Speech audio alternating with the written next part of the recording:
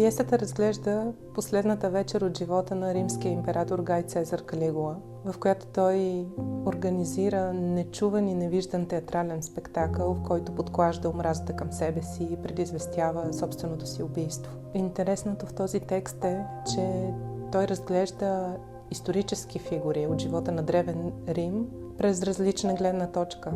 Гледната точка на Стефан Цанев, който е наш съвременник.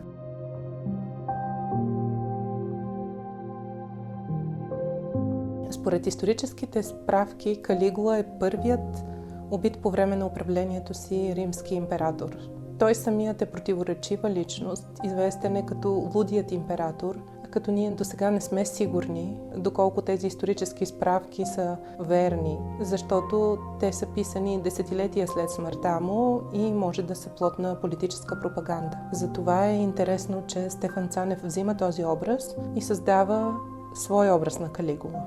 Той пише пиесата през 2014 година и тя е вдъхновена, според нас, от протестите, които започват 2013 година. Как съвременно събитие от българската история може да бъде припознато от драматург и да бъде превърнато в драматургичен текст с по-универсален смисъл. Така пиесата "Заговорът на Калигула" от една страна интерпретира исторически събития, също така е актуална с световните проблеми от последното десетилетие, които са свързани с засилване на диктатурата дори в демократичните държави.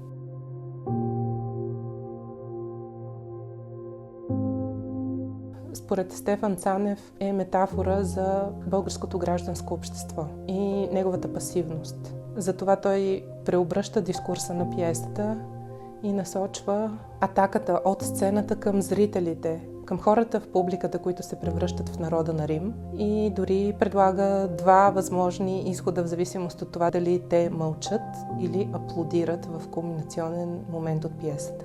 Ние имахме много въпроси, които сме дискутирали с Боян, като например дали убийството на Калигула е част от неговата пиеса или то се случва наистина, кое всъщност е театрална илюзия, кое е по сценария на Калигула, който е предварително създаден, и кое го изненадва, кое е обрата, който пронизва действието и всъщност събитието в крайна сметка.